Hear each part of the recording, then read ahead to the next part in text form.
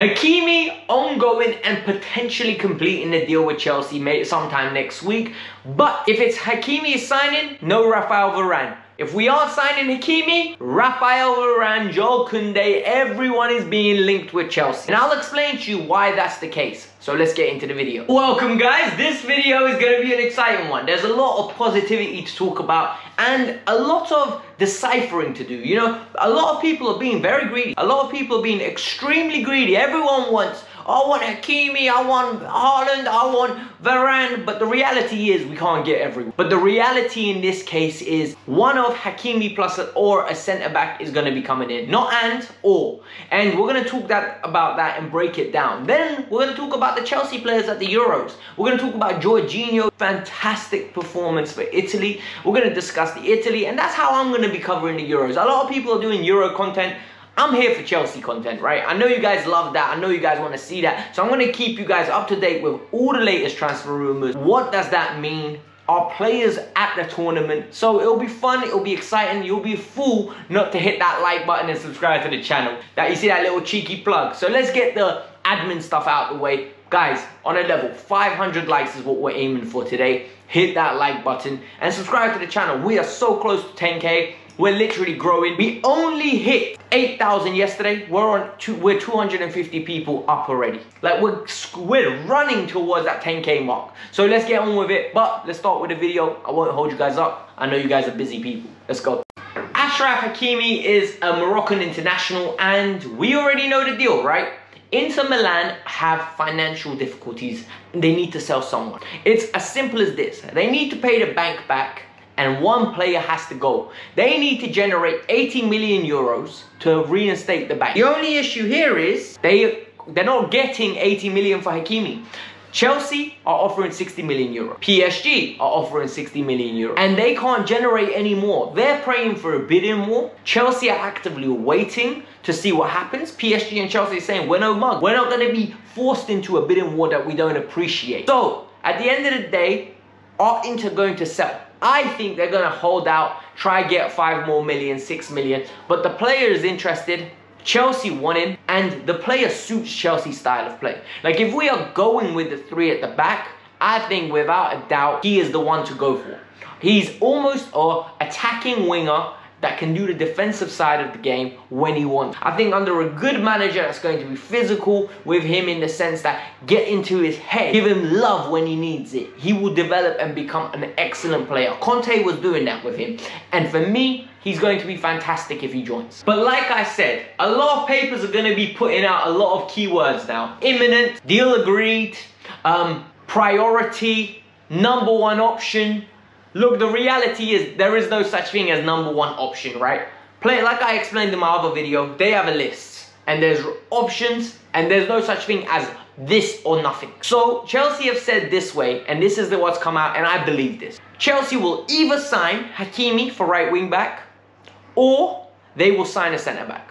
And the reason being, the key integral piece in this is Reece James. Reece James can play right centre back and can play right back and right wing. If Hakimi comes in, Reece gets converted into a right centre back and grows his career in that position. If Hakimi doesn't come in, Reece stays, and the likelihood is we move to a flat back 4 with another centre back alongside Rudiger or Thiago Silva. That's the reality of it. Chelsea are actively being linked with Rafael Varane. It makes sense.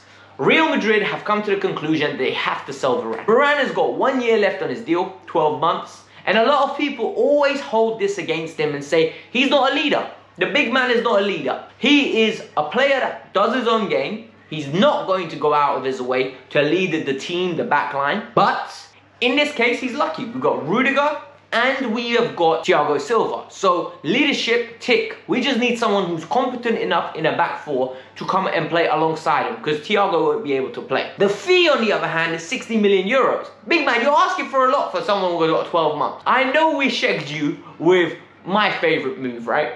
With Eden Hazard going there, and we took a big sum of money. Big sum of money. But reality is you need to calm down. 60 million euros is a lot of money for a player that's got 12 months on his deal, and reality is we're not desperate for. That's why we're being linked with Joel Koundé. That's why we're being linked with so many different players that Chelsea are considering. Varane is no #1 priority. I think we need to calm down with these expressions. Deal imminent, 24 hours, 48 hours, deal agreed, Chelsea prioritized. I doubt it. I think Hakimi is going to be one of the players Chelsea will actively go to sign, but I think Varane, not so much. I'm not going to lie to you. But that's all the reliable transfer news that I gathered. And now we're going to talk about the performance from Jorginho yesterday. As you guys can see on the screen, Jorginho had an absolute monster of a game. For me yesterday, Jorginho controlled the game for Italy against Turkey. He dictated play, he was aggressive, he was assertive. Him and Locatelli and Barella, one heck of a midfield. Like, for me, it's interesting to see how similar they are. And when Verratti returns and takes Locatelli's spot, I think that midfield has everything. The only problem could be the size of Verratti and Jorginho could be an issue. But we're going to have to talk about Jorginho. And what I'm going to say, a lot of people are going to be very upset. I think he is the perfect modern day center defensive midfielder. And please hear me out before you get angry, right? I think he offers a lot of protection in front of that defense. He's always up there in the top ranking of interceptions. He's always there with tackles. He is up there with assisted tackles. All these statistics, the metrics that all us maths nerds like, he's up there, top 5 for nearly everything. Then he brings another element to the game. He brings passing range, leadership, capabilities, all round a very good player. Yet he is hated by our fan base, and I don't understand why. Because he is our vice captain, he is a leader, and he's a winner. Like, a lot of people say no, he's not. He is a winner. And he's so close to being a cult hero at Chelsea. If you think about it, Europa League, Champions League, he's won them, right? He's been there, done that. 2 massive trophies at Chelsea he has won. Yes, we've lost in 2 FA Cup finals, but realistically speaking, come December, he's got Club World Cup and Super Cup under the belt. The player's a very good player. Yes, he does lack the physical aspects of the game, and we can't argue with that. He can't run, right? He runs as quick as me, and that's a little bit worrying. Low-key, that's worrying. But his reading of the game is phenomenal. His anticipation of where to be is phenomenal. And for me, I think it's ill-wise to spend £80 million on a replacement on him when he's so good. Like, he needs to be playing at Chelsea. I like the way Chelsea attack. I like the way Chelsea actively are the better team on the ball than majority of teams we play against. Jorginho is a major factor. We need to give him respect. We need to nourish him. And we need to show him love. But that's just my opinion. I do think Italy destroyed Turkey, by the way. And it's purely based on talent. I think Italy are a dark horse to win this tournament. I really do. And it's going to be exciting. Andreas Christensen is playing today, but we're not going to cover that. A lot of you don't care.